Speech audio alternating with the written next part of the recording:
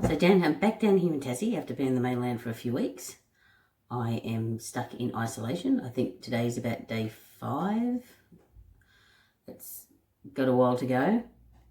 Got plenty to do, but nothing I want to do. But I thought I might do something different on the channel and do some cooking, because I love my cooking. It's my most favourite thing to do, I think, more than gardening.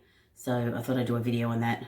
I thought I'd start with something really simple. I love these really yummy butterscotch cookies that I make. I had to ring my friend to get the recipe. I'd lost it, I don't know where I put it.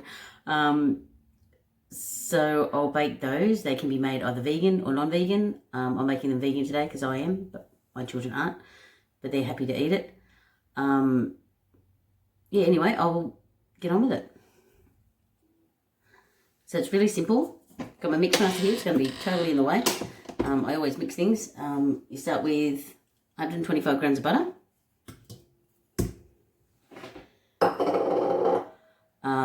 Quarter of a cup of brown sugar. There we go.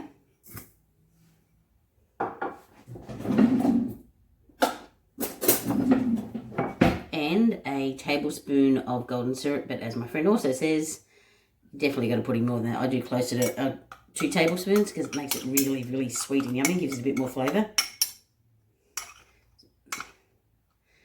So once you've done that, just give that a good mix.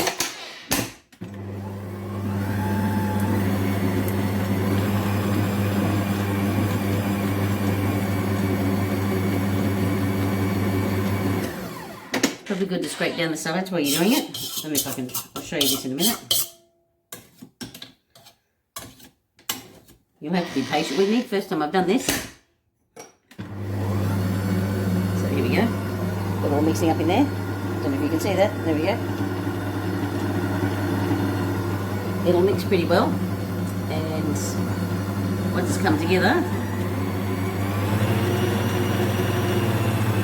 you do need to mix it for a while. So I'm probably going to do this for a good 30 seconds.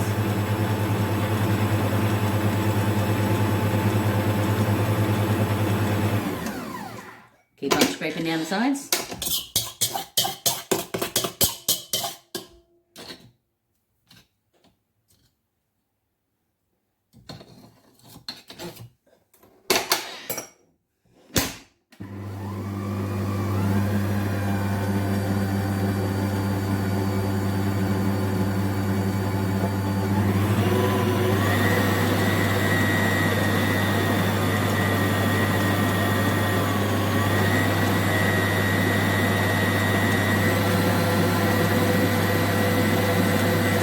Still going.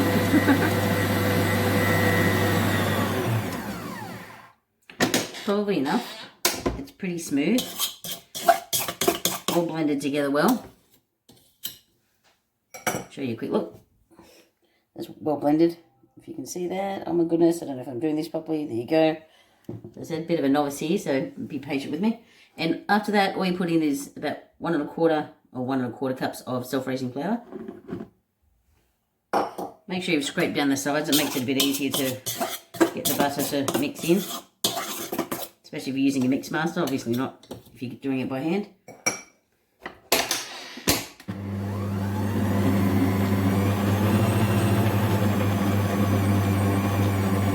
Now sometimes it doesn't come together very well and needs a little bit of maybe a touch of milk or some extra golden syrup, or even sometimes it's a little bit wet, so add a little bit of extra flour, but you can test as long as it's not really sticky.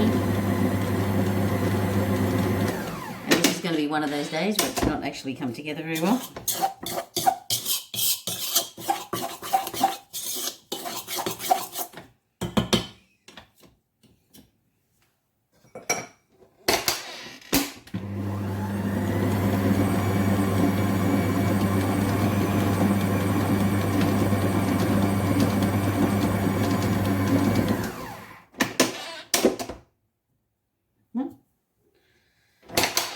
Just a bit more mixing.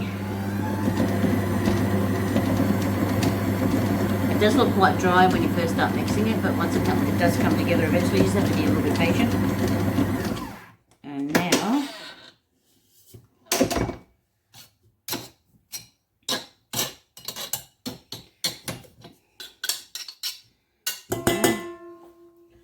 show you what we've got now.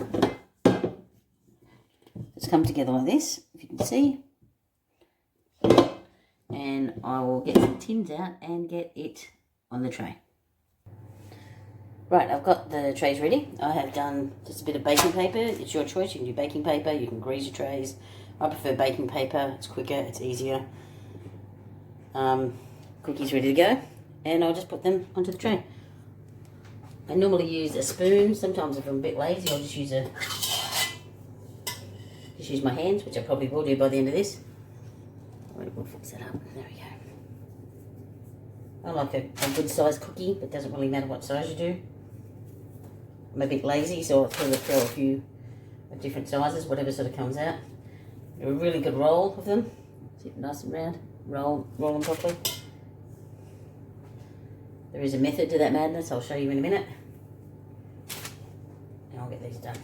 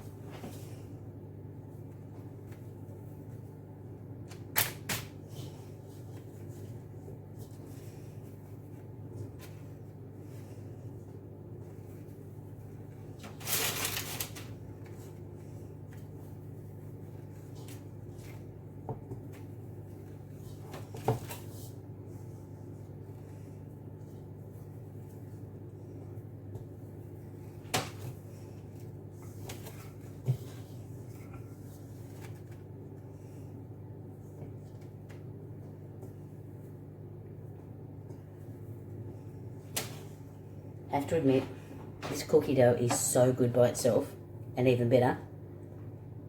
So yummy. Freeze the cookie dough. I need it like that. Don't be angry at me for the fact that you'll never get into the oven if you do that. But it's really good. I have to literally hide frozen cookie dough like this from the kids because they eat it so quickly and it's so tasty. But yeah.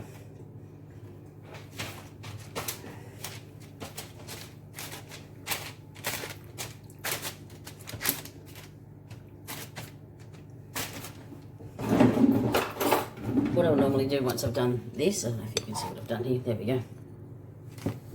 There we go. Yep, as you can see, I'm a total amateur at the moment, but that's okay. We'll get there. So, I normally use a fork, and just, you'll see the difference in a minute. I'll show you. Just makes them look a little prettier. You put, I've tipped it sideways. Gosh me. As you can see, total amateur.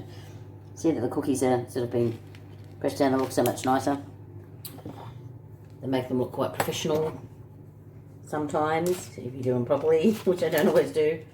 Again, this is all about snacking something yummy to eat at home that's quick and easy, and you normally have these ingredients in your pantry. If you're even an amateur cook, you normally have brown sugar, flour, a bit of golden syrup,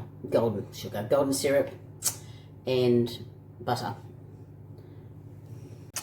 Well, the cookies are ready. As you can see, I've sort of pushed them down with a fork, all of them. And the oven is nice and hot. I've got it on 180 degrees.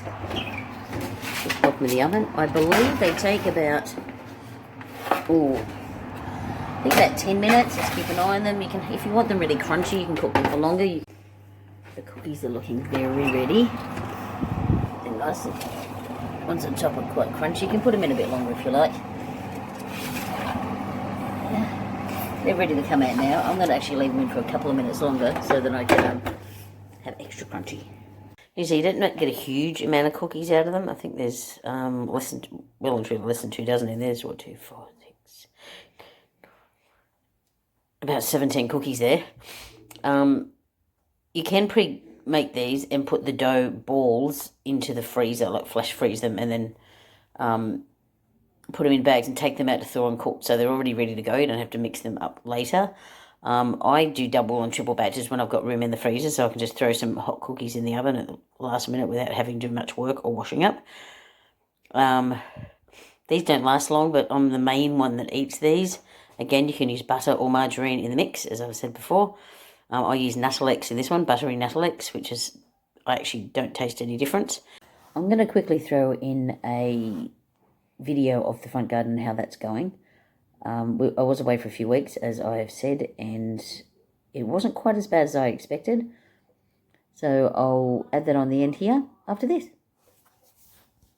Well, I'm back after a 3-week, actually just over 3 weeks away. And I did a really quick rush job just before I left of throwing some green manure and some garlic bulbs in, and broad beans too, I think. I'm not sure if they're coming up. But we've got sort of looking very dead, as you can see.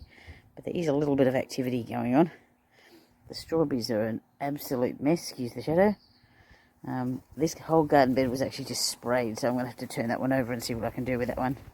Maybe cover it up, feed it, throw some green manure in. I'm not sure if it'll actually grow next. We're getting quite a bit of frost when I got home this morning. Pretty sure there's broad beans in here. I'm not sure what on earth is... Nothing's coming up here. Absolutely nothing. In this one, I'm very, very happy. There's lots. Let me see. 1, 2, 3, 4, 5. There's about 36 bulbs of garlic in here. I'm not sure if you can see it. You can see them all coming up there. Very happy with that. Lots of garlic for next year. Nice fresh garlic. This one as well is completely dead. So, yay. And so is this one. But there's also no weeds, so that's a plus. A lot of the trees now, as you can see in the background, are starting to lose their leaves with winter coming. As I said, there was a frost this morning when we got home off the boat. So, got lots of green manure on this one. See it just starting to come up. Basically just was mad rushed it because we had to leave at the last minute. So I just threw all the green manure in, threw some dirt on and hoped for the best. So I reckon it's done pretty well considering. There's more here. You can just see it starting to come up. There. More just clumps coming through. Hopefully that will work okay.